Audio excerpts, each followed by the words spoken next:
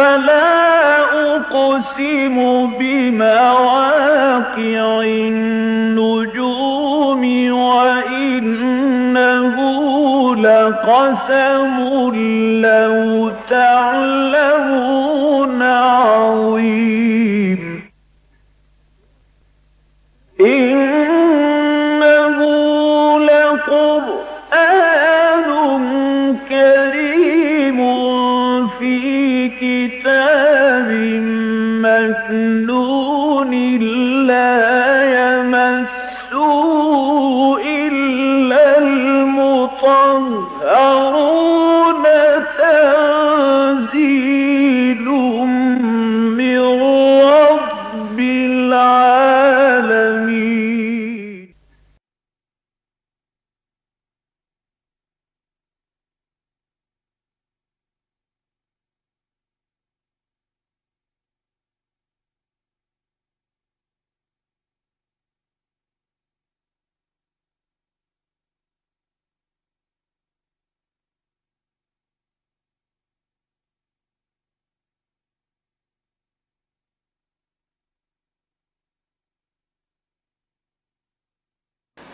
اما بعد فقد قال اللہ تبارک و تعالی کما ورد فی سورۃ النساء اعوذ باللہ من الشیطان الرجیم بسم اللہ الرحمن الرحیم یا ایھا الذین آمنوا لا تقربوا الصلاة وانتم سکارى حتى تعلموا ما تقولون ولا جنبا الا عابری سبیل حتى تغتسلوا وَإِن كُنتُم مَّرْضَىٰ أَوْ عَلَىٰ سَفَرٍ أَوْ جَاءَ أَحَدٌ مِّنكُم مِّنَ الْغَائِطِ أَوْ لَامَسْتُمُ النِّسَاءَ فَلَمْ تَجِدُوا مَاءً فَتَيَمَّمُوا صَعِيدًا طَيِّبًا فَامْسَحُوا بِوُجُوهِكُمْ وَأَيْدِيكُمْ إِنَّ اللَّهَ كَانَ عَفُوًّا غَفُورًا صدق اللہ العظیم رب اشرح لي صدری ویسر لي امری واحلل عقدۃ من لسانی یفقهوا قولی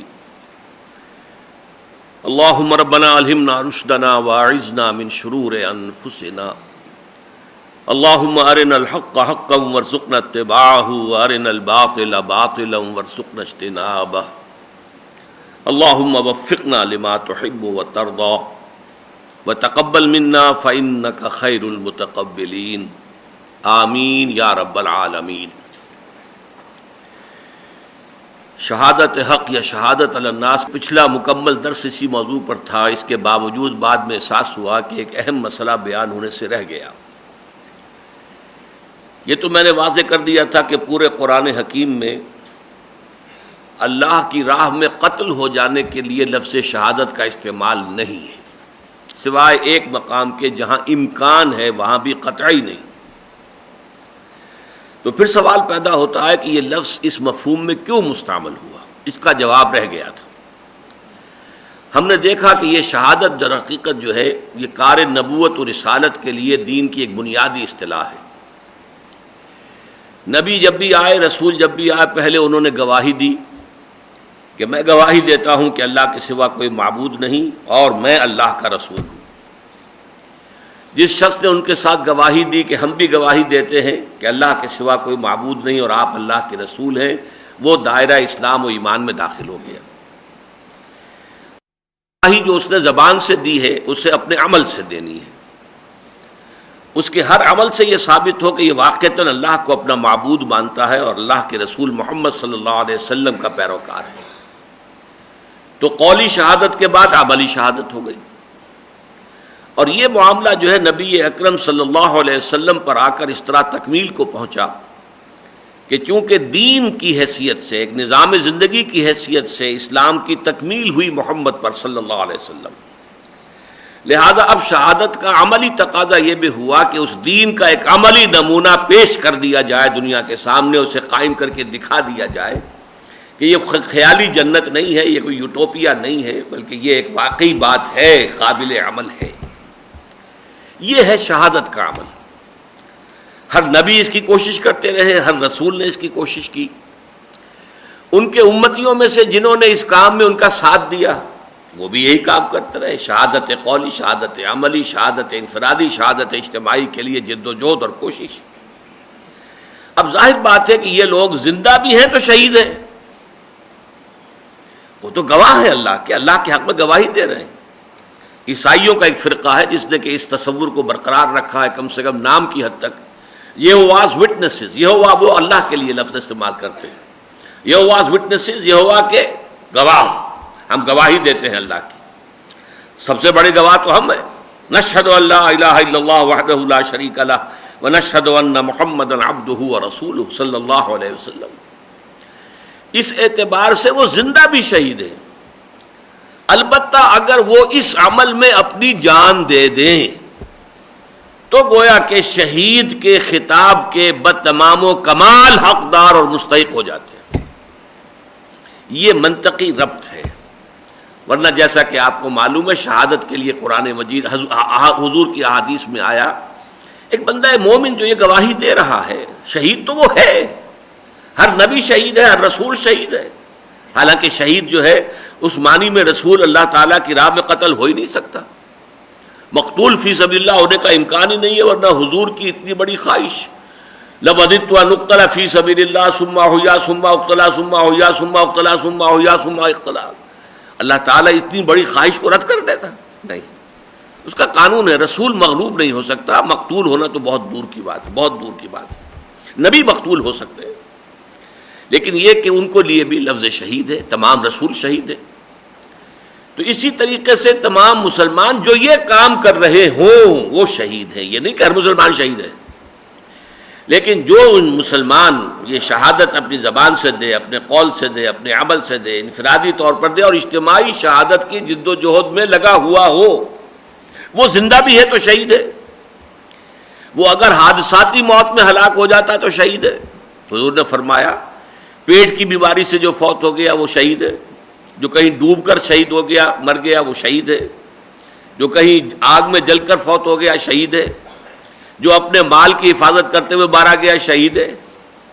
لیکن یہ کہ شہادت کا اعلیٰ ترین رتبہ کیا ہوگا کہ اسی عمل میں اس اللہ تعالیٰ کے دین کی گواہی دیتے ہوئے اور اس کے اجتماعی گواہی کی جد و جہد کرتے ہوئے اگر کوئی قتل ہو جائے تو گویا کہ اب وہ بتمام و کمال شہید کے خطاب کا، لقب کا مستحق ہو گیا۔ یہ ہے اس کے مابین ربط اور تعلق۔ اللہ تعالی ہم سب کو یہ شہادت نصیب فرمائے، شہادت قولی تو ہے، شہادت عملی کی توفیق دے اور اجتماعی کی جد و جہد کرنے کی توفیق عطا فرمائے۔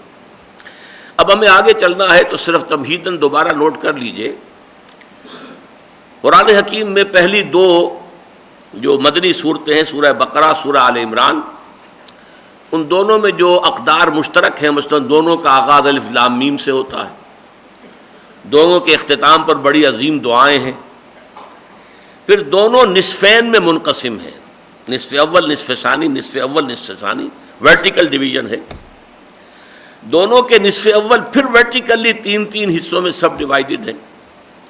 البتہ سورہ آل عمران کا نصف ثانی بھی تین حصوں میں ڈیوائیڈڈ ہے ورٹیکلی، لیکن سورہ بقرہ کا آپ کو یاد ہوگا کہ وہاں ہاریزونٹل معاملہ ہے کہ چار مضامین کی لڑیاں جو ہیں آپس میں گتھی ہوئی ہیں، جیسے رسی چار لڑیوں سے آپ نے بنائی ہو، ایک لال، ایک ہری، ایک نیلی، ایک پیلی، تو جب آپ ان کو بٹ دیتے ہیں تو کوئی سا رنگ بھی آپ کو کنٹینیوس نظر نہیں آئے گا، لال، پیلا، نیلا، ہرا اس طرح نظر آئیں گے۔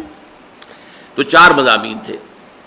یہ جو دوسرا جوڑا ہے سورۃ النساء اور سورۃ المائدہ، ان دونوں کے شروع میں حروف مقطعات نہیں ہیں، کوئی قرآن مجید کی عظمت کا خصوصی بیان نہیں ہے، جیسے سورہ آل عمران میں بھی ہے اور سورہ بقرہ میں بھی نہیں ہے، اختتام پر کوئی خاص دعائیں نہیں ہیں، ایک کا آغاز ہوا یا ایھا الناس سے، یہ سورہ نساء ہم پڑھ رہے ہیں، اور ایک کا ہوا یا ایھا الذین آمنوا سے، وہ سورہ مائدہ ہے۔ پھر ان میں ورٹیکل ڈویژن کوئی نہیں ہے، ساری ڈویژن جو ہے وہ سورہ بقرہ کے نصف ثانی کی طرح ہاریزونٹل ہے۔ اور وہ کیا ہے؟ یہاں در حقیقت تین خطاب ہیں، خطاب مسلمانوں سے بحیثیت امت مسلمہ، خطاب یا روح سخن اہل کتاب کی جانب، اور خطاب منافقین سے۔ یہ تین لڑیاں ہیں علیحدہ جو بٹی ہوئی ہیں، ایک آ جائے گی پھر دوسری آ جائے گی پھر پہلی آ جائے گی پھر تیسری آ جائے گی پھر دوسری اس طریقے سے جو ترتیب جو ہے سورہ بقرہ کے نصف ثانی کی ہے وہ سورہ نساء اور سورہ مائدہ دونوں کی. لیکن یہاں فرق کیا ہے کہ خطاب میں امت مسلمہ اور خطاب میں منافقین، لیکن ان دونوں کا خطاب یا ایھا الذین آمنوا سے ہوتا ہے، اس لیے کہ منافقین بھی قانونی طور پر مسلمان تھے، انہیں مسلمان تسلیم کیا جاتا تھا.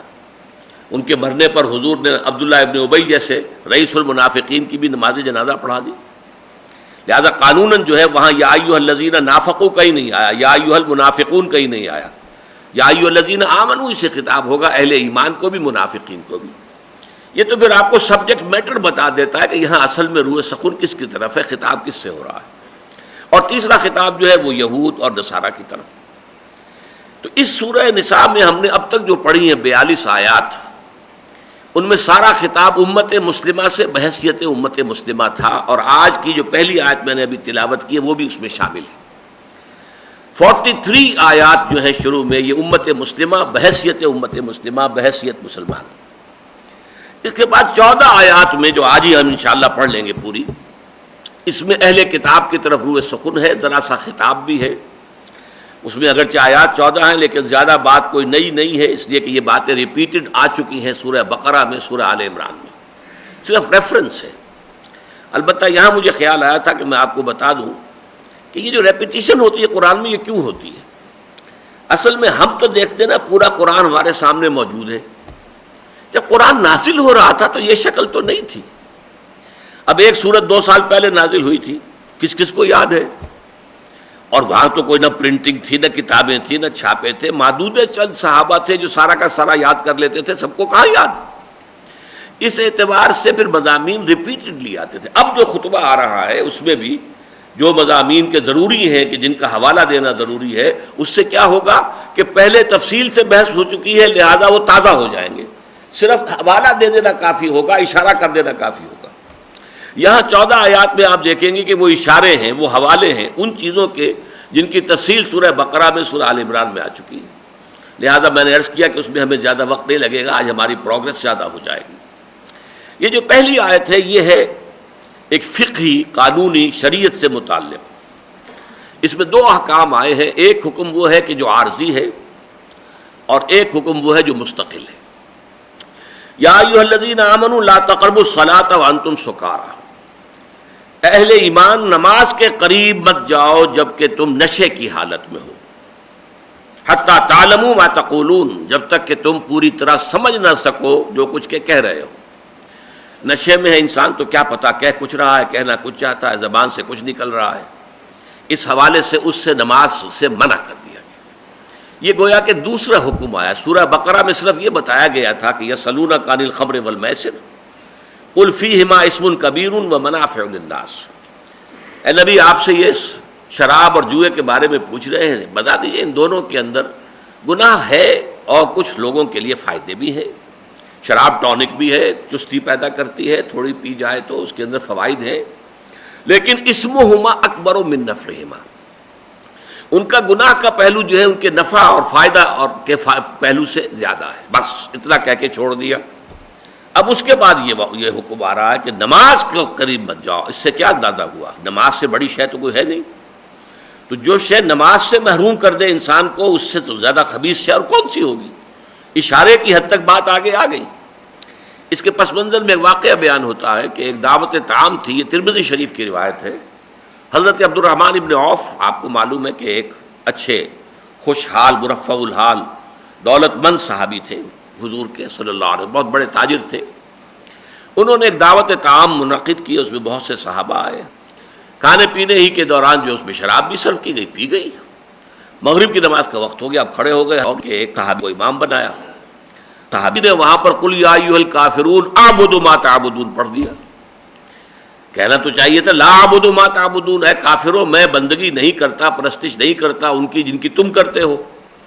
کہیے گئے کہ اے کافروں میں بھی پرستش کرتا ہوں انہی کی جن کی تم کرتے ہو، کیونکہ اب وہ نشے کی حالت میں تھے. اعبد ما تعبدون. اس حوالے سے پھر اس کے بعد جو ہے یہ شان نزول کی ایک روایت ہے.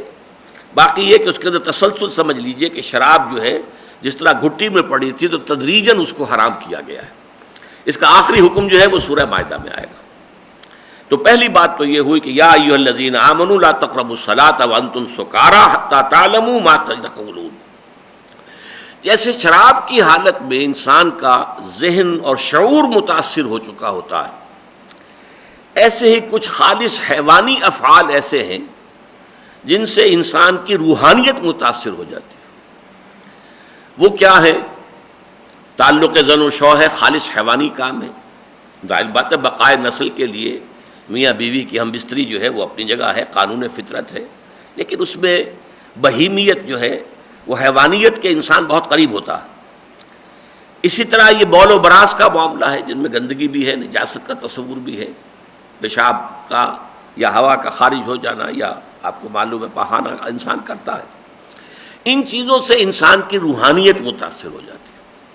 تو اس کے لیے بھی فرمایا کہ جب تم ان حالتوں میں ہو تو جب تک کہ اس نجاست سے تم طہارت حاصل نہ کر لو. چھوٹی نجاست ہے، صرف آپ جو ہے بول و براز سے فارغ ہو کر آئے ہیں تو وضو کر لیجیے. اور اگر کہیں جو ہے معاملہ جو ہے تعلق زن و شو کا ہوا ہے، مباشرت کا ہوا ہے، تو پھر یہ کہ غسل لازم ہے، غسل کر کے پھر نماز پڑھیے، ورنہ اس کے بغیر نماز نہ پڑھیے. البتہ اس میں رعایت کیا ہے؟ اگر پانی نہیں ہے، سفر پر ہے، پانی اتنا کم ہے کہ اگر وہ ان کاموں میں لگا دیا جائے غسل میں اور وضو میں تو پینے کے لالے پڑ جائیں گے، یا کوئی بیماری ایسی ہے کہ پانی کے استعمال سے اندیشہ ہے جان کا، تو اس کی جگہ تیمم فرما دیا گیا کہ یہ رعایت ہے کہ تم پھر اپنے دونوں ہاتھ پاک مٹی پر مارو، ان کو جھٹک دو اور پھر اس سے اپنے چہرے کو مل لو دو. اسی طرح 2 مرتبہ پاک مٹی کے اوپر ہاتھ مارو، جھٹک دو، ایکسٹرا جو ہے خاک نہیں چاہیے ہاتھ پر، پھر اس سے اپنے دونوں ہاتھ جو ہے وہ کوہنیوں تک یہ بن لو. یہ قائم مقام ہو جائے گا وضو کا. یہ ہے حکم جو دیا جا رہا، اور یہ ابدی حکم ہے، یہ ہمیشہ کے لیے تیمم کا معاملہ. اور اس میں یہاں تک بھی ہوا بعض صحابہ سے کہ انہوں نے سمجھا کہ شاید صرف چھوٹی نجاست سے تو یہ تیمم کافی ہے کہ ہاتھ مارا اور چہرے کے اوپر اور ہاتھ مارا اور ہاتھوں پر، لیکن بڑی نجاست ہو گئی، کسی ایک صحابی کو احتلام ہو گیا کہیں سفر کے دوران، تو اب انہوں نے یہ سمجھا کہ وہ جیسے بعض حیوانات جو ہیں وہ مٹی کے اندر لوٹتے ہیں، انہوں نے اس طریقے سے اپنے آپ کو جو ہے وہ مٹی کے اندر لتھیڑنا شروع کر دیا اور پورا جو ہے وہ لوٹنے لگے اس کے اندر. تو انہیں بتایا گیا نہیں، اس کے لیے بھی بڑی نجاست کے لیے بھی تیمم وہی ہے، تیمم ایک ہی ہے، صرف چہرے کو اور ہاتھوں کو کونیوں تک جو ہے وہ اس پاک مٹی کے ساتھ مل لینا. یہ ہے اصل مضمون اس کا. فرمایا ولا جنوبن، اور نہ ہی حالت جنابت میں تم نماز کے قریب جاؤ، الا عابری سبیل، الا یہ کہ راستہ طے کر رہے ہو، سفر طے کر رہے ہو، تو اس کی بات بعد میں آ جائے گی. ولا جنوبن حتی تغتسلوا، اصل جملہ یہ بنے گا. اور نہ ہی حالت جنابت میں نماز کے قریب جاؤ یہاں تک کہ غسل کر لو. البتہ اس میں استثناء ہوگا جو آگے بیان ہوگا، لیکن یہاں اشارہ کر دیا الا عابری سبیل، اگر کہیں راستہ طے کر رہے ہو، منزل طے کر رہے ہو تو معاملہ علیحدہ ہو جائے گا. وَإِن كُنتُم مَرْضَىٰ، اور اگر تم ہو بیمار، پانی کا استعمال جو ہے اس میں مضر ہو، او علی سفر، یا سفر پر ہو. اور سفر پر ہونے کا میں نے کہا کہ پانی یا تو بالکل ہے نہیں، یا ہے تو اتنا کم ہے کہ اگر وضو اور غسل میں استعمال ہو گیا تو پینے کے لالے پڑ جائیں، جان کے لالے پڑ جائیں. او جاء احدکم منکم من الغائط، اور اسی طرح جنابت کے ساتھ ساتھ جو چھوٹی نجاست ہے، تم میں سے کوئی کسی نشیبی جگہ سے ہو کر آیا ہو، اپنی ضرورت پوری کر کے آیا ہو، یعنی بول و براز کی. چونکہ اکثر و بیشتر کیا کرتے تھے کہ وہ کسی نشیبی جگہ پر جا کر یہ کام کرتے تھے، اپنے فراغت حاصل کرتے تھے. جنگلوں کے اندر، کوئی مکانوں کے اندر تو ظاہر بات ہے اس زمانے میں کوئی یعنی ٹوائلٹس ہونے کا کوئی تصور تھا نہیں. یا تم میں سے کوئی ہو کر آیا ہے کسی نشیبی جگہ سے، جائے ضرور سے، کسی اپنی حاجت سے فارغ ہو کر. او لامستم النساء، یا تم نے ملامست کی ہے عورتوں کے ساتھ. یہ مباشرت کے لیے، مجامعت کے لیے یہ اصطلاح ہے. لمس کہتے ہیں چھونے کو، ایک دوسرے کو چھوا ہے تم نے، عورتوں کو چھوا ہے. فلم تجدوا، اور نہ پاؤ تم پانی، فتیمموا صعیدا طیبا، تو پھر تیمم کا اصل ارادہ کیا، معنی کیا؟ ارادہ کرو، قصد کرو. تیمم جو ہے اما یا امو ہی سے ہے اسی سے امام ہے، آمین البیت الحرام، اسی سے در حقیقت ام القرا ہے، تو اما یا امو اسی سے امام بنتا ہے. تو وہ یہ تیممو، قصد کرو، ارادہ کرو، سعیدن طیبہ، پاک مٹی. اب پاک مٹی، ہر وہ مٹی پاک ہوگی جس میں نجاست نظر نہ آئے. یہ نہیں ہے کہ اب آپ کو کوئی ریسرچ کرنی پڑے گی، مائکروسکوپک اس کی اسٹڈی ہو، اس میں کوئی نہیں، جو چیز نہ تو کوئی شے نہیں آ رہی ہے تو وہ پاک ہے، مٹی پاک ہے. فامسحوا بوجوہکم وایدیکم، تو پھر مل لیا کرو اس سے تم اپنے چہروں کو اور اپنے ہاتھوں کو. ان اللہ کان عفوا غفورا، یقیناً اللہ تعالیٰ معاف فرمانے والا ہے اور بخشنے والا ہے. اب ظاہر بات ہے کہ اس آیت میں کوئی ایسی بات نہیں ہے کہ جس کی مزید وضاحت کی ضرورت ہو. ویسے فقہی مسائل جو بے شمار نکل سکتے ہیں، لیکن یہ وہ چیزیں ہیں جو پہلے سے ہمارے علم میں. اب 14 آیتیں آ رہی ہیں کہ جن میں روح سخن بھی کہہ لیجئے اور کچھ تھوڑا سا ہلکا سا خطاب کا انداز بھی اہل کتاب سے. اگرچہ میرے نزدیک اتمام حجت جو ہے وہ سورہ بقرہ اور سورہ آل عمران میں ہو چکی ہے ان پر، لیکن پھر بھی اللہ تعالیٰ ابھی ان کے ساتھ بات گفتگو کو جاری رکھے ہوئے. الم تر الی الذین اوتوا نصیبا من الکتاب، کیا تم نے دیکھا نہیں ان لوگوں کو جنہیں کتاب میں سے ایک حصہ دیا گیا تھا. ایک تو اسلوب میں نے پہلے کئی دفعہ بیان کیا ہے کہ اہل کتاب کے بارے میں قرآن میں ہم نے سورہ آل عمران میں پڑھا لیسو سواء، یہ سب ایک جیسے نہیں، ان میں اچھے لوگ بھی تھے برے بھی تھے. جب ان کے اچھے لوگوں کا تذکرہ ہوتا ہے تو وہ معروف کے صیغے میں آتا، الذین آتیناہم الکتاب، وہ لوگ جنہیں ہم نے کتاب عطا فرمائی تھی. اور جب ان کی مذمت کا مقام ہوتا ہے تو مجہول، الذین اوتوا الکتاب، وہ لوگ جنہیں کتاب دی گئی تھی. مذمت کے مقام میں مجہول، اور جہاں پر معروف ہوگا تو وہ کسی اچھے تذکرے کے لیے. تو الم تر الی الذین اوتوا نصیبا من الکتاب کیوں کہا گیا؟ اس لیے کہ یہ پوری کتاب ایک ہی ہے اصل میں، اور اصل کتاب تو یہ قرآن ہے. اس قرآن کی ہدایت کا کچھ حصہ تھا جو پہلے آ گیا تھا اپنے وقت کی مناسبت سے، وہ گویا کہ انٹرم پیریڈز کے لیے اللہ تعالیٰ کی ہدایات تھیں.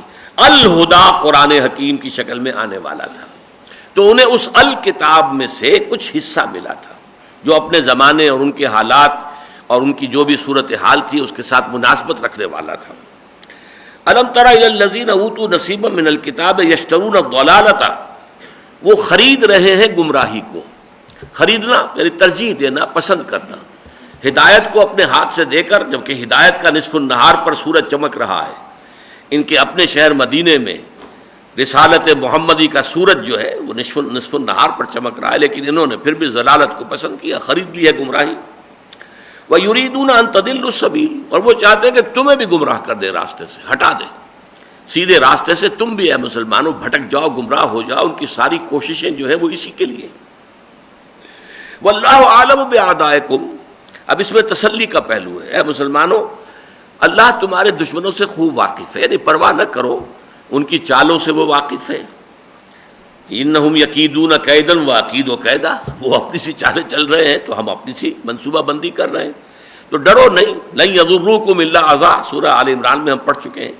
یہ تمہیں کوئی تکلیف نہیں دے سکیں گے. ہاں کچھ کوفت، کچھ اذیت تو ہوگی، لیکن یہ کہ کوئی مستقل نقصان، کوئی پائیدار جو ہے تمہارے لیے نقصان جو ہے اس کا باعث یہ نہیں بن سکیں گے. واللہ اعلم باعدائکم، اللہ تعالیٰ تمہارے دشمنوں سے خوب واقف ہے، وہ چھپے ہوئے نہیں ہیں اس کے نگاہوں سے. وکفیٰ باللہ ولیا وکفیٰ باللہ نصیرا، اور اللہ کافی ہے ولی کی حیثیت سے، پشت پناہ کی حیثیت سے، حمایتی کی حیثیت سے، اور اللہ کافی ہے مددگار کی حیثیت سے. لہذا فکر مت کرو کسی طرح کا، لا تہنوا ولا تحزنوا، اس کی فکر اور تشویش میں مبتلا نہ ہو، لیکن بہرحال چوکس رہو، چوکنے رہو. ایسا نہ ہو کہ ان اویئرز، یو مائٹ بی کاٹ ان اویئرز.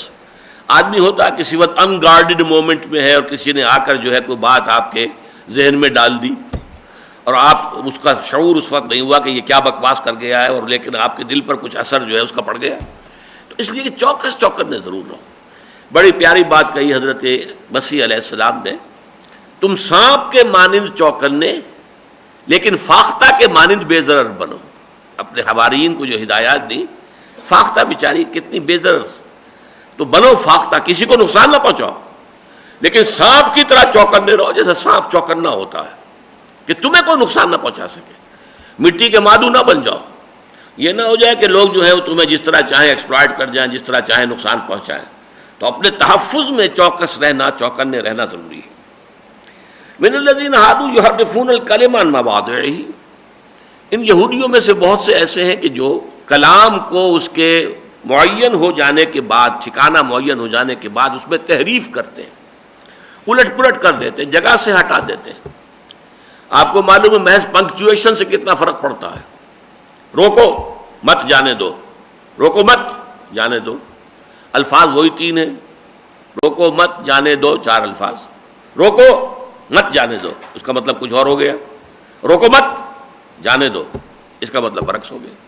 تو اس طریقے سے بھی ہو سکتا ہے، یا جیسے ان کے ہاں تھا کہ وہ الفاظ کو توڑ مروڑ کر کرتے تھے، آگے پیچھے کر دیتے تھے۔ یحرفون الکلم عن مواضعہ ویقولون سمعنا وعصینا، اور وہ کہتے ہیں ہم نے سنا اور ہم نے نافرمانی کی۔ کہنا کیا چاہتے تھے؟ ظاہر یہ کرتے تھے کہ ہم نے کہا سمعنا واطعنا، حقیقت میں کیا کہتے تھے؟ سمعنا وعصینا، ہم نے سنا اور ہم نے نہیں مانا۔ واسمع غیر مسمعین، اور سنیے نہ سنایا جائیے، وہ چپکے سے کہہ دیا، سنیے ذرا میری بات سنیے، توجہ فرمائیے، لیکن چپکے سے غیر مسمعین، نہ ہی سنائے جاؤ تو بہتر ہے۔ وراعنا، اور وہ کہتے ہیں راعنا لین بالسنتہم، راعنا کہتے ہیں اپنی زبانوں کو موڑتے ہوئے راعینا۔ راعنا کے معنی کیا؟ ذرا میرا لحاظ کیجئے اور ہمارا بھی خیال کیجئے، ہم سنی نہیں آپ کی بات، ذرا دوبارہ فرما دیجئے۔ جس کو آپ ہمیشہ کہتے ہیں فرگیو می، ایکسکیوز می، مجھے بتائیے ذرا دوبارہ کیجئے، تو یہ جو ہے فرگیو می اس طریقے کی بات، لیکن یہ کہ وہ اس کو راعینا کر، اے ہمارے چرواہے، دل میں خوش ہوتے تھے۔ لیم بالسنتہم وطعنا فی الدین، اور دین میں وہ گویا کہ طعن اندازی کر رہے ہیں، لوگوں مسلمانوں کے وہ نیزے لگا رہے ہیں دین میں عیب لگانے کے لیے۔ وَلَوْ أَنَّهُمْ قَالُوا سَمِعْنَا وَأَطَعْنَا، اگر انہوں نے کہا ہوتا کہ ہم نے سنا اور مانا، وَاسْمَعْ، اور سنیے، وَانظُرْنَا، اور ذرا ہمیں مہلت دیجیے یا ہماری طرف نگاہ فرمائیے، التفات فرمائیے۔ انظر کے دونوں معنی ہو جائیں گے، اس لیے کہ انتظار بھی اسی سے بنا ہے نا، نظر سے، انتظار باب افتعال۔ ذرا ٹھہریے، ذرا بات ہماری سمجھ میں نہیں آئی ہے، ذرا دوبارہ فرمائیے۔ وَانظُرْنَا لَكَانَ خَيْرًا لَهُمْ وَأَقْوَمَ، تو یہ ان کے لیے بہت بہتر بھی ہوتا اور یہ ان کے لیے بہت سیدھی بات ہوتی، درست بات ہوتی۔ وَلَكِنْ لَعْنَهُمُ اللَّهُ بِكُفْرِهِمْ، لیکن اللہ تعالیٰ نے تو ان کو ان کے کفر کی پاداش میں ان پر لعنت کر دی ہے، یعنی یہ اس طرز عمل میں اب لعنت زدہ ہونے کی بنا پر اب مبتلا ہو چکے ہیں، گویا کہ وہی بات کہ مہر ہو گئی ہے۔ ختم اللہ علی قلوبہم وعلی سمعہم وعلی ابصارہم غشاوہ ولہم عذاب عظیم، یطبع اللہ علی قلوبہم بکفرہم، اللہ تعالیٰ نے ان کے دلوں پر مہر لگا دی۔ ذالک بانہم آمنوا ثم کفروا فطبع اللہ علی قلوبہم فہم لا یفقہون، اللہ تعالیٰ نے ان کے اوپر جو ہے اب مہر لگا دی ہے اور اب ان کو فہم حاصل نہیں ہے۔ وَلَكِنْ لَعَنَهُمُ اللَّهُ بِكُفْرِهِمْ فَلَا يُؤْمِنُونَ إِلَّا قَلِيلًا، تو یہ ایمان لانے والے نہیں ہیں۔ اے نبی آپ ان کی طرف سے مایوس ہو جائیے، امید نہ رکھیے۔ الا قلیلا، ہاں شاذ شاید کوئی ایمان لے آئے، شاذ کے درجے میں۔ حضور کو اصل میں توقع یہ تھی نا کہ یہ تو واقف ہیں، تورات کے عالم ہیں اور توحید کے مدعی ہیں، شرک سے واقعتاً بچے ہوئے ہیں اور یہ سب کچھ چیزیں سمجھتے ہیں، مانتے ہیں، جانتے ہیں، پھر میرے بارے میں پیشین گوئیاں ان کی کتابوں میں موجود ہیں، تو یہ تو جھٹپٹ ایمان لے آئیں گے۔ مکے کے لوگ اور تھے، ظاہر بات ہے ان کے پاس نہ کتاب، نہ شریعت، نہ کوئی علم، نہ وہ نبیوں سے واقف، تو ان کا معاملہ اور تھا، لیکن یہ لوگ تو جھٹپٹ ایمان لے آئیں گے۔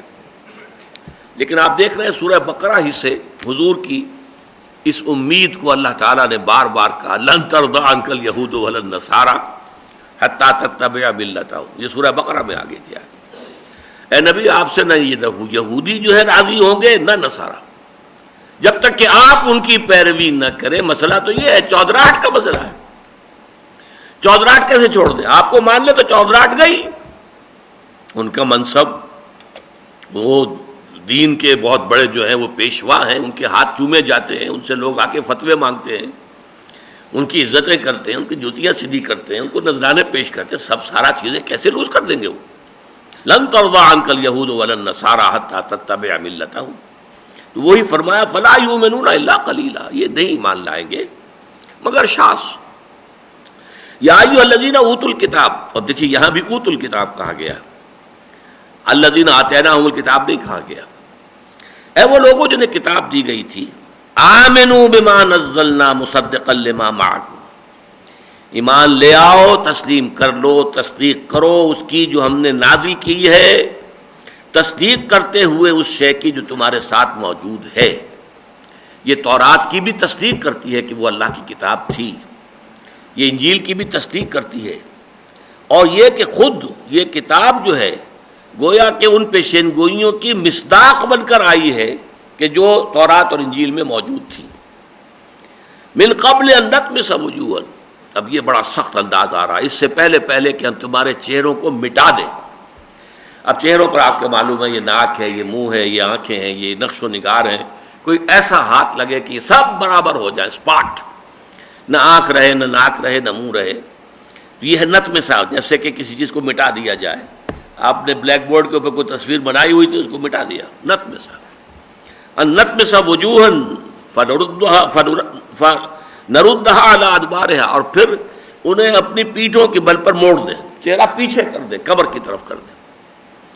اور نلعنہم کما لعنا اصحاب السبت، یا ہم ویسی لعنت کریں جیسے کہ ہفتے والوں پر ہم کر چکے ہیں۔ وہ جو ایلات میں جو قوم آباد تھی بنی اسرائیل کی، جنہوں نے ہفتے کے قانون، سبت کے قانون میں جو ہے وہ ہیلے بنائے تھے، اور وہ ہفتے کے روز جو ہے وہ بڑے بڑے حوض اور وہ کھود لیتے تھے جن میں کہ مچھلیاں آ جاتی تھی، پانی سمندر کہا گیا، پھر اس کو کاٹ دیا سمندر سے کہ واپس نہیں جا سکتی، اتوار کو جا کے پکڑ لیا۔ تو اس سے یہ کہ سارا جو قانون کی حکمت تھی، جو روح تھی، یوم سبت کا جو حرمت تھی کہ کوئی دنیاوی کام نہیں ہو سکتا، اس کی روح تو ختم ہو گئی، اس لیے کہ لگے ہوئے تو ہو، کسیاں لے کے لگے ہوئے ہو، لیکن بس یہ کہ مچھلی پکڑی نہیں، تو اس سے کیا ہوا؟ تو پھر کیا کیا تھا؟ ان کو بندروں کی شکل میں بنا دیا گیا، سوروں کی شکل میں بنا دیا گیا۔ تو کیا اسی طرح کا تم چاہتے ہو کہ تمہارا بھی حشر کر دیا جائے؟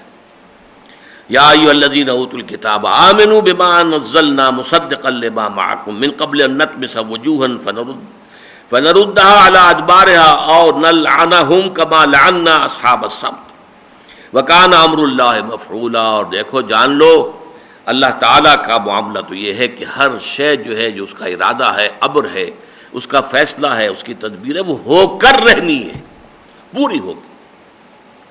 اللہ کا یہ دین کامل ہو کر رہے گا۔ یریدون لیطفئوا نور اللہ بافواہہم واللہ متم نورہ ولو کرہ الکافرون، یہ چاہتے ہیں کہ اللہ کے نور کو اپنی منہ کی پونکوں سے بجھا دے، حالانکہ اللہ تعالیٰ کا فیصلہ یہ ہے اٹل کہ اس نور کا وہ اتمام فرما کر رہے گا، تکمیل فرما کر رہے گا، چاہے یہ کافروں کو کتنا ہی ناگوار ہو۔ اب یہ آج دوبارہ آ گئی ہے اس سورہ مبارکہ میں، ان اللہ لا یغفر ان یشرک بہ ویغفر ما دون ذلک لمن یشاء، سن لو اللہ تعالیٰ اس کو نہیں بخشے گا کہ اس کے ساتھ شرک کیا جائے، البتہ بخش دے گا جو بھی کچھ اس سے کمتر ہوگا جس کو چاہے گا۔ یعنی یہ بھی نہیں ہے کہ اس کے لیے فری لائسنس ہے کہ باقی سارے گناہوں کی طرف سے اللہ تعالیٰ کی طرف سے پیشگی معافی کا ہے، نہیں، جس کو چاہے گا بخش دے گا، میرٹ پر معاملہ ہوگا۔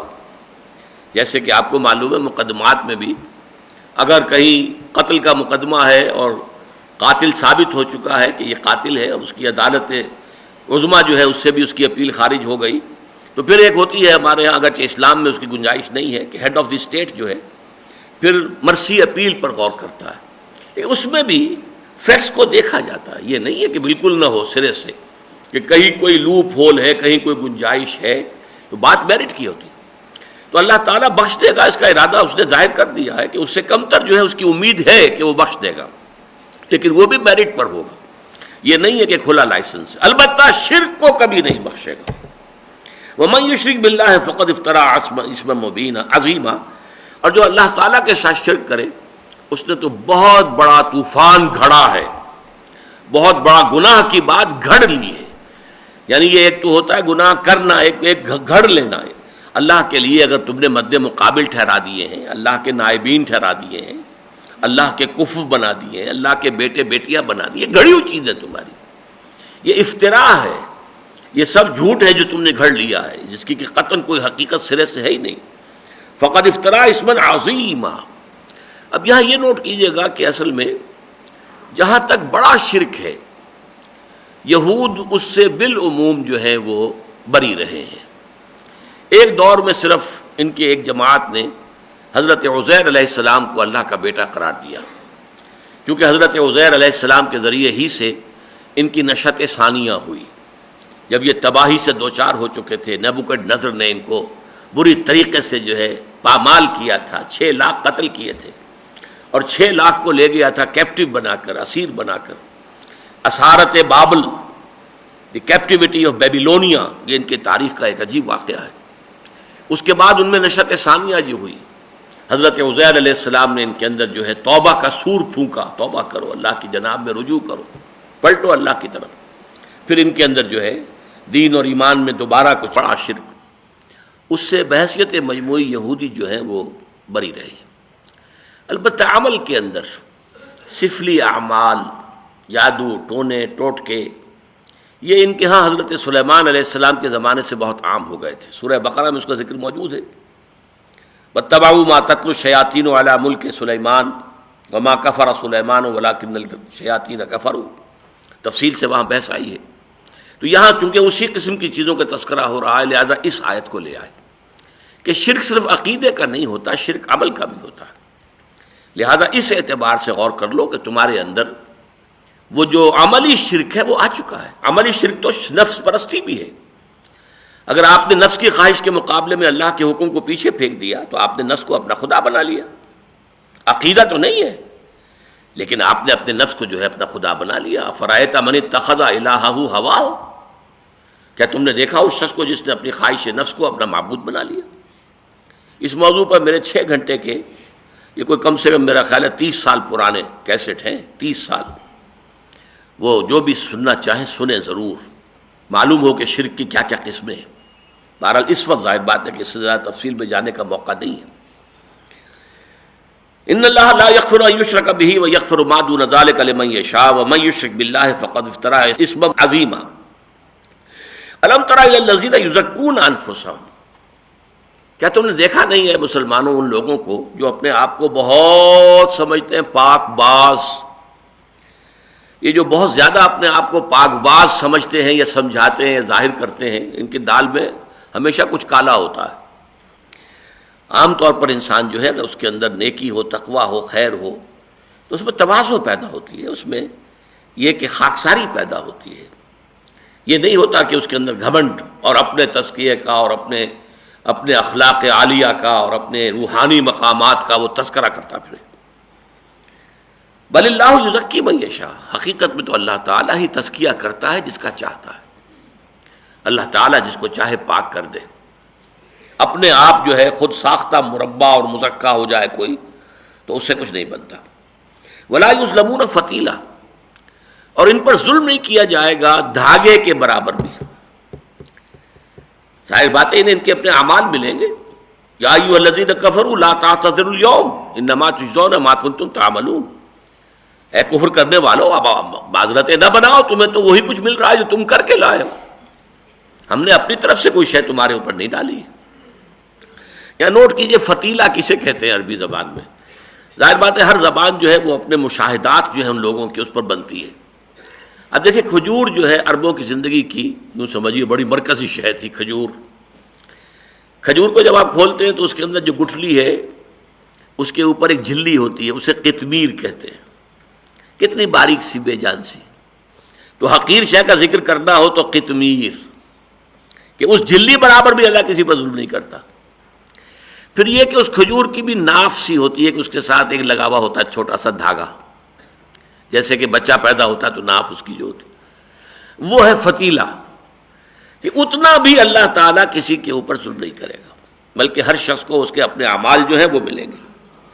انظر کیف یفترون علی اللہ الکذب، دیکھو اے نبی اور اے مسلمانوں یہ کیسے اللہ تعالیٰ پر جھوٹ گھڑ رہے ہیں۔ وہ جھوٹ کیا ہے کہ اللہ تعالیٰ نے we are the chosen people of the Lord, ہم تو اللہ کے پسندیدہ لوگ ہیں، بخشے بخشائے لوگ ہیں، ہم تو یعقوب کی اولاد ہیں، ہم تو امت مرحومہ ہیں، ہمارے ساتھ سوال ہی کیا ہے؟ کوئی عذاب نہیں، اگر ہوگا بھی تو چند دنوں کے لیے، لن تمسنا النار الا ایام معدودات، گنتی کے چند دنوں کے سوا نہیں ہوگا. اول تو یہ کہ ہمیں آگ میں داخل کیا ہی نہیں جائے گا. یہ سب جو ہے جھوٹ گھڑے ہیں انہوں نے. وَكَفَى بِهِ اسما مبینا، اور محض ان کی یہ باتیں بھی کافی ہیں بہت بڑا گناہ ہونے کے اعتبار سے. یہ جو من گھڑت باتیں ان کی تباہی، بربادی اور ان کے عذاب کے مستحق ہونے کے لیے تو یہی کافی ہے. أَلَمْ تَرَ إِلَى الَّذِينَ أُوتُوا نَصِيبًا مِنَ الْكِتَابِ يُؤْمِنُونَ بِالجِّبْتِ وَالطَّاغُوتِ، کیا تم نے دیکھا نہیں کہ وہ لوگ کہ جنہیں کتاب کا ایک حصہ دیا گیا وہ ایمان رکھتے ہیں جبت اور طاغوت پر. یہ جبت کے معنی کیا ہے؟ اگرچہ بعض روایات کے اعتبار سے بعض مفسرین نے کہا یہ ایک بت کا نام تھا، لیکن نہیں، اس میں حضرت عبداللہ ابن عباس رضی اللہ تعالیٰ عنہما، حضرت عمر رضی اللہ تعالیٰ عنہ، دونوں کی رائے ہے اس سے مراد ہے سحر، ساحری، جادو، ٹونا ٹوٹکا، یہ جو چیزیں ہیں، اعمال سفلیہ. یہ یہود میں حضرت سلیمان کے زمانے سے بہت عام تھی. اس زمانے میں آپ کو معلوم ہے کہ جنات کے ساتھ بڑا قریبی رابطہ ہو گیا تھا انسانوں کا، اس لیے کہ جنات بھی مسخر تھے حضرت سلیمان کے ہاتھوں، اور وہ وہاں پر ان سے کام لیتے تھے، اور ان کے لیے بڑی بڑی عمارتیں انہوں نے جنات نے بنائی ہیں. تو اس وقت ذرا میل جول زیادہ تھا، تو شیاطین جن جو ہے انہوں نے خوب اپنی گمراہی جو ہے انسانوں میں، یہودیوں میں پھیلائی تھی. تو یہ ان چیزوں میں ان کا دھیان ہے، اس چیزوں پر یقین کرتے ہیں. اور طاغوت، طغا سے سرکش، جو بھی اللہ سے سرکش ہے وہ طاغوت ہے. میں بھی اللہ کے حکم کے سامنے جو ہے سر نہیں جھکاتا، گردن اکڑاتا ہوں تو میں طاغوت ہوں. شیطان سب سے بڑا طاغوت ہے. یہ نظام جو دنیا کا سیکولرزم کا ہے، پاپولر ساورنٹی، یہ آج کی سب سے بڑی طاغوت ہے. ہم خدا ہیں خود، ہم قانون بنائیں گے، ہم طے کریں گے کیا صحیح ہے کیا غلط ہے. ہم نہیں جانتے اللہ نے کیا کہا، کس چیز کو صحیح کہا، کس چیز کو غلط، کس کو جائز کہا، کس کو ناجائز. یؤمنون بالجبت والطاغوت ویقولون للذین کفروا، اور وہ کہتے ہیں ان لوگوں کے بارے میں جنہوں نے کفر کیا، مشرکین مکہ کو، ہؤلاء اہدی من الذین آمنوا سبیلا، یہ لوگ ان صاحب ایمان لوگوں سے بڑھ کر ہدایت پر ہیں. یہ ہوتا زدم زدہ کی انتہا، فإنما هم فی شقاق. جب زدم زدہ میں آ گئے تو یہودی اس حد تک اتر آئے. کعب بن اشرف کا یہ واقعہ آتا ہے کہ وہ وفد لے کر گیا تھا مکے ایک متحدہ محاذ بنانے کے لیے حضور کے خلاف. وہاں ابو سفیان نے کہا کہ اچھا تم بتاؤ کہ ہمارا دین بہتر ہے یا یہ محمد کا اور ان کے ساتھیوں کا دین بہتر ہے صلی اللہ علیہ وسلم. انہوں نے کہا اچھا تم بیان کرو تمہارا دین کیا ہے. انہوں نے کچھ اپنے حج کے مراسم، یہ وہ ہم یہ کرتے ہیں وہ کرتے ہیں، مہمانوں کو کھانا کھلاتے ہیں، پانی پلاتے ہیں، تمہارا دین ان سے بہتر ہے. حالانکہ سب جانتا تھا، بہت بڑا عالم تھا، بہت بڑا عالم تھا، بلعام بن باورہ کی مثال. تو انہوں نے وہاں کہا جا کر کہ تمہارا دین، حالانکہ وہ جانتے مشرک بت پرست، لیکن وہ زدم زدہ محمد کی مخالفت اور دشمنی میں یہاں تک آ گئے صلی اللہ علیہ وسلم. وَيَقُولُونَ لِلَّذِينَ كَفَرُوا هَؤُلَاءِ أَهْدَىٰ مِنَ الَّذِينَ آمَنُوا سَبِيلًا أُولَٰئِكَ الَّذِينَ لَعَنَهُمُ اللَّهُ، یہ وہ لوگ ہیں جن پر اللہ نے لعنت فرما دی. وَمَن يَلْعَنِ اللَّهُ فَلَن تَجِدَ لَهُ نَصِيرًا، اور جس کو اللہ تعالیٰ جس پر لعنت کر دے پھر ان کے لیے تم کوئی مددگار نہ پاؤ گے. کون انہیں ہدایت دے گا، کون انہیں چھڑائے گا. ام لہم نصیب من الملک فإذا لا یؤتون الناس نقیرا، کیا یہ لوگ ان کے پاس اختیار کا کوئی حصہ ہے، بادشاہی کا کوئی حصہ ہے. الملک للہ، بادشاہی اختیار تو کل کی کل اللہ کے لیے. یہ جو ہے ٹھیکیدار بنے بیٹھے ہیں. ان کا مسئلہ کیا تھا؟ وہ سمجھتے تھے نبوت پر تو ہمارا اجارہ ہے، 2000 برس سے نبوت ہمارے ہاں ہے، 2500 برس سے.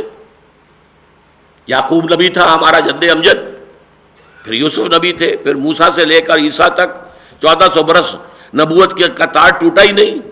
یہ کہاں سے نبوت آ گئی نئی بنی اسماعیل کے اندر؟ یہ کہاں سے اللہ تعالیٰ نے جو ہے کہ نبوت نام تھا جس کا گئی یعقوب کے گھر سے، یعقوب کے گھر سے چلی گئی بنی اسرائیل. اسرائیل تو اصل میں لقب حضرت یعقوب ہی کا تھا. یہ کیسے ممکن ہے؟ تو یہ سمجھتے تھے کہ ہماری اجارے داری ہے، ہم سے یہ چیز نہیں جا، منوپلی ہے ہماری. فَإِذَا لَا يُؤْتُونَ النَّاسَ نَقِيرًا، اگر ان کے ہاتھ میں اختیار ہو تو یہ تو کسی انسان کو پھر ایک تل بھی نہیں دیں گے. نقیر تل کو کہتے ہیں. کوئی رحمت خداوندی میں سے تل کا حصہ بھی کسی دوسرے انسان کو دینے کے لیے یہ آمادہ نہیں ہوں گے. ام یحسدون الناس علی ما آتاہم،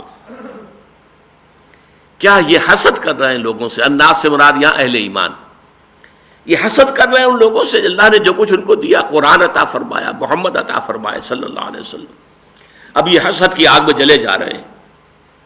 من فضلہ ہی، اللہ نے اپنے فضل سے عطا کیا ہے۔ فقد آتینا آل ابراہیم الکتاب، بیٹے حضرت ابراہیم کے، حضرت اسحاق بھی بیٹے حضرت ابراہیم کے، حضرت اسحاق کے بیٹے یعقوب ہیں، حضرت اسماعیل کی نسل میں محمد رسول اللہ صلی اللہ علیہ وسلم۔ لہذا ایک قدر مشترک تک کہ ہم نے آل ابراہیم سے کیا تھا نا وعدہ، تو آل ابراہیم میں تم ہی تو نہیں ہو، اور بھی ہیں ریختہ کہ تم ہی استاد نہیں ہو، غالب سنتے ہیں اگلے زمانے میں کوئی میر بھی تھا، تو ابراہیم کا بیٹا اسماعیل بھی تھا کہ نہیں؟ تمہاری کتاب جو ہے وہ بتا رہی ہے، حالانکہ اگرچہ تم نے تحریف کر دی ہے کہ ذبیح اللہ جو ہے تورات میں قرار دیا گیا حضرت اسحاق کو، حالانکہ وہ حضرت اسماعیل تھے، لیکن اسماعیل ایک بیٹا تھا ابراہیم کا، یہ تو مانتے ہیں، اس میں تو کوئی شک نہیں، کسی اختلاف ہی نہیں، اور اس میں بھی کہ بڑا بیٹا وہی تھا، پہلے اسی کی ولادت ہوئی ہے۔ حضرت سارہ تو بانجھ تھی، ان کے ہاں اولاد نہیں ہوئی تھی، ان کے مجبور کرنے پر، اصرار پر، پھر حضرت ابراہیم نے جو کنیز کی حیثیت سے، اگرچہ حضرت ہاجرہ شہزادی تھی مصر کی، لیکن شاہ مصر نے بطور کنیز پیش کیا تھا، جیسے حضرت ماریہ قبطیہ جو ہے بقوقس نے حضور کی خدمت میں بھیجی تھی۔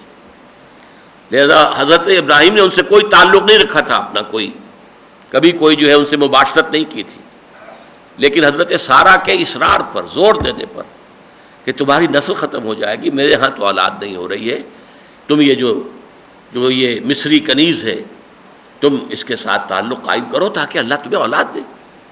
تو ان کے اصرار پر ہوا یہ۔ حضرت ابراہیم بہت محبت کرتے تھے حضرت سارہ سے، اور ان کے اپنے خاندان سے تھیں، لہذا ان کا لحاظ بہت کرتے تھے، دلجوئی بہت کرتے تھے۔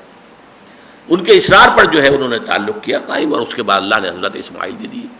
البتہ اس کے بعد پھر 13 برس کے بعد اللہ تعالیٰ نے معجزے کے طور پر حضرت سارہ کو بھی حضرت اسحاق عطا فرما دیا۔ فقد آتینا آل ابراہیم الکتاب والحکمت وآتیناہ ملکا عظیما۔ ظاہر بات ہے کہ اب یہ جو خلافت راشدہ قائم ہوئی، یہ بھی تو آل ابراہیم ہی کی تھی نا، کس کی تھی؟ اگر داؤد اور سلیمان کی جو حکومتیں تھیں وہ آل ابراہیم کی تھیں، تو ابو بکر اور عثمان اور علی اور عمر رضی اللہ تعالیٰ عنہم کا جو دور حکومت ہے وہ کون تھے؟ پھر یہ کہ بنو عباس کون تھے، بنو امیہ کون تھے؟ یہ سب بھی تو وہی ہے۔ فَمِنْهُمْ مَنْ آمَنَ بِهِ وَمِنْهُمْ مَنْ صَدَّ عَنْهُ، تو ان میں سے وہ بھی ہیں جو اس پر ایمان لے آئے ہیں۔ شاذ ہیں عبداللہ ابن سلام، جو بہت بڑے عالم تھے، یہودی، ایمان لائے۔ وَمِنْهُمْ مَنْ صَدَّ عَنْهُ، اور ان میں سے بہت سے ہیں کہ جو اس سے رک گئے ہیں، ہاتھ روک لیا ہے۔ صدّ یا سد کئی دفعہ میں عرض کر چکا ہوں، یہ فعل لازم اور متعدی دونوں معنی دیتا ہے، رک جانا اور روک دینا، رک بھی گئے ہیں اور روک بھی رہے ہیں۔ وَكَفَى بِجَهَنَّمَ سَعِيرًا، اور جہنم کافی ہے انہیں پھونکنے کے لیے، جلانے کے لیے، بھڑکتی ہوئی آگ۔ ان الذین کفروا بآیاتنا، یہ لوگ جو ہماری آیات کا انکار کر رہے ہیں، سوف نصلیہم نارا، ان قریب ہم انہیں داخل کریں گے آگ میں، جہنم میں۔ کلما نضجت جلودہم بدلناہم جلودا غیرہا، جب بھی ان کی کھالیں جھلس جائیں گی تو ہم بدل دیں گے ان کے لیے ان کے علاوہ اور کھالیں۔ یہ ہے وہ جہنم کے عذاب کے دوام کے لیے۔ اب کھال اگر جل جائے اور نیچے کے ٹیشوز نکل آئیں تو ان کے اندر سینسیشن نہیں ہے، پھر آگ جلائے گی اگر اندر کے مسلز کو تو اس سے تکلیف نہیں ہوگی، اس لیے کہ سینسری جو ہے نوڈز وہ تو سارے کے سارے اسکن کے اندر ہیں، وہ اگر بے حس ہو چکی، جھلس چکی، ختم ہو چکی، مر چکی تو گویا کہ تکلیف ختم ہو گئی نہیں، اس کے بعد ان کی کھال بدل دیں گے، نئی کھال دیں گے، اور اس کھال میں پھر وہی جلن، وہی خلش، وہی ان کے لیے سوزش جو ہے جو کہ تون جاری رہے گی۔ بدلناہم جلودا غیرہا لیذوقوا العذاب، تاکہ عذاب کا مزہ چکھتے رہیں، وہ عذاب کا سلسلہ ختم نہ ہو بلکہ دوام کے ساتھ، تسلسل کے ساتھ انہیں وہ تکلیف اور اذیت اور کوف جو ہے وہ پہنچتی رہے۔ ان اللہ کان عزیزا حکیما، یقیناً اللہ تعالی عزیز ہے، زبردست ہے، جو چاہے فیصلہ کرے، جو چاہے حکم دے، جس طرح کا چاہے قانون بنائے، لیکن ساتھ ہی حکیم ہے، اس کا کوئی حکم حکمت سے خالی نہیں ہے۔ فعل الحکیم لا یخلو عن الحکمہ، کسی حکیم ہستی کا کوئی عمل، کوئی فعل بھی حکمت سے خالی نہیں ہوتا، بامقصد ہوتا ہے، بامانی ہوتا ہے۔ بے مقصد بے معنی کام آپ کریں گے تو اس کا مطلب یہ کہ آپ کا دماغی توازن ٹھیک نہیں، آپ تو در حقیقت اس مقام سے گر چکے۔ تو اللہ تعالیٰ عزیز بھی ہے، حکیم بھی ہے۔ والذین آمنوا وعملوا الصالحات، اس کے برعکس جو لوگ ایمان لائے اور جنہوں نے نیک عمل کیے، اللہم ربنا اجعلنا منہم سندخلہم جنات تجری من تحتہا الانہار، تو ان قریب ہم انہیں داخل کریں گے ان باغات میں کہ جن کے دامن میں ندیاں بہتی ہوں گی۔ اصل میں ترجمہ تو ہوتا ہے تحتہم الانہار، تحتہا الانہار، اس کے نیچے ندیاں بہتی ہوں گی، لیکن میں ہمیشہ ترجمہ کیا کرتا ہوں جس کے دامن میں، اس لیے کہ قرآن مجید میں بھی نقشہ کھینچا گیا ہے۔ اور عرب کا معاملہ کیا تھا؟ وادیاں، نیچے وادی گہرائی میں چشمہ بہہ رہا ہے، اور پھر یہ کہ جو ادھر دونوں طرف ڈھلوان کے اوپر درخت ہے، پلانٹیشن ہے۔ تو تحت کا مطلب یہ ہے جس کے دامن میں ندیاں بہ رہی ہیں۔ دامن میں کوہ کے ایک چھوٹا سا جھونپڑا ہو، علامہ اقبال کی جو بچوں والی نظم ہے کہ دامن میں کوہ کے چھوٹا سا جھونپڑا ہو، اور اس میں بھی ہے وہ چشمہ بھی ہو، اور پانی جو ہے وہ کہ وہ موج، پانی بھی موج بن کر اٹھ اٹھ کے دیکھتا ہو۔ تو یہ جو ایک نقشہ ہے کہ ایک پہاڑی، ایک سطح مرتفع ہے، اور اس کے اوپر جو ہے قطار اندر قطار درخت لگے ہوئے ہیں، اور نیچے وادی کے اندر جو ہے وہ اگر چشمہ بہ رہا ہے، کوئی دریا ندی ہے، اس سے ظاہر بات ہے کہ پانی جو ہے وہ سیپ کر رہا ہے، جذب ہو رہا ہے، دونوں سائڈز میں جا رہا ہے، تو درختوں کی جڑوں کو جو ہے سیراب کر رہا ہے۔ یہ ایک فطری باغ، ایک باغ تو وہ ہوتا ہے جو آدمی لگاتا ہے خود، اس کے لیے تو یہ کہ زمین کو ہموار کریں گے، جو بھی کریں گے، لیکن ایک وہ ہے کہ جو نیچرل، ایک جہاں پر کہ آپ کو ایک نظر آئے ہریاول اور نیچرل جو ہے اللہ تعالیٰ کی طرف سے ایک باغ کی شکل، تجری من تحتہا الانہار خالدین فیہا ابدا، اس حال میں کہ وہ رہیں گے اس میں ہمیشہ ہمیش۔ لہم فیہا ازواج مطہرۃ، ان کے لیے ہوں گے ان میں بیویاں نہایت پاک باز، نہایت صالح، نہایت پاک کی ہوئی۔ یہی لفظ آپ کو معلوم ہے حضور کی ازواج کے لیے آتا، ازواج مطہرات، اور سورہ احزاب میں آیا لیطہرکم تطہیرا، تاکہ تمہیں خوب پاک کر دے، ہر آلائش سے، ہر خرابی سے بالکل پاک اور صاف کر دے۔ ازواج مطہرۃ وندخلہم ظلا ظلیلا، اور پھر انہیں داخل کریں گے ہم گھنی چھاؤں میں، ظل چھاؤں، لیکن ظل کے ساتھ ظلیل، زوئے کے ساتھ ہے یہ، وہ چھاؤں جو بڑی گھنی چھاؤں ہے، بڑی گہری چھاؤں، اس کے اندر ہم انہیں داخل کریں گے، جن میں دوام ہوگا، جس میں انہیں دھوپ کی سختی نہیں دیکھنی ہوگی۔ لا یرون فیہا شمسا ولا زمہریرا، نہ سخت دھوپ کی گرمی اور نہ سخت سردی جو انسان کو جو ہے وہ جما کر رکھ دے، نہیں، بلکہ ایک معتدل موسم، خوشگوار موسم، ظلا ظلیلا۔ یہ 14 آیتیں اللہ تعالیٰ کے فضل و کرم سے ہم نے پڑھ لی ہیں۔ اب یہ نوٹ کر لیجئے اگلے درس کے لیے تمہید کے طور پر۔ اس کے بعد جو 2 آیتیں آ رہی ہیں اہل ایمان سے خطاب کر کے، وہ قرآن مجید کی عظیم ترین آیات میں سے ہیں، اور اس کا جو ہے پس منظر کے حوالے سے جان لیجئے، اب تک جو ہم نے 43 آیات پڑھی ہیں کہ جن میں امت مسلمہ سے خطاب تھا، اور 14 آیات ابھی پڑھی ہیں کہ جن میں روح سخن یا خطاب اہل کتاب سے تھا۔ تو امت مسلمہ سے جو خطاب تھا اس میں زیادہ تر گفتگو کس سطح پر ہوئی ہے؟ معاشرتی سطح، عورتوں کے حقوق، یتیموں کا لحاظ، عورتوں کے ساتھ معاملات، نکاح کے شرائط اور قیود، محرمات ابدیہ کون ہیں، یہ چیزیں معاشرہ۔ در حقیقت جو ہے ہمارا جو نظام ہے اجتماعی، اس کی جو لووسٹ لیول ہے اس کا وہ خاندانی نظام ہے۔ خاندانی نظام سے بات بنتی ہے، کیونکہ پہلی آیت جو ہے سورہ نساء کی وہی خاندانی نظام کی جڑ بنیاد ہے۔ یا ایھا الناس اتقوا ربکم الذی خلقکم من نفس واحدۃ وخلق منها زوجها وبث منهما رجالا کثیرا ونساء واتقوا اللہ الذی تساءلون به والارحام ان اللہ کان علیکم رقیبا۔ لیکن یہ کہ اب اس سے اوپر ایک سطح ہوتی ہے، معاشرہ اگر آرگنائز ہو گیا ہے، منظم ہے، اس کی تطہیر ہو گئی ہے، اس کی پاکیزگی ہو گئی ہے، خرابیاں نکل گئی ہیں، اصلاح ہو گئی ہے، سیکشول پرورشن ختم ہو گئی ہے۔ اب اس معاشرے کا اپر لیول آتا ہے آرگنائزیشن کا، جسے آپ اسٹیٹ کہتے ہیں، ریاست و سیاست کی بنیاد پر یہ ہائر لیول آف آرگنائزیشن ہے سوسائٹی کا۔ اس کے ضمن میں دو انتہائی اہم آیات ہیں کہ جو ابھی 58ویں اور 59ویں آیات ہیں، اس کے بعد 60ویں آیت سے بڑا لمبا خطاب شروع ہو جائے گا، اگرچہ خطاب یا ایھا الذین آمنوا سے ہوگا، لیکن وہاں روح سخن جو ہے وہ منافقین کے ساتھ ہوگا۔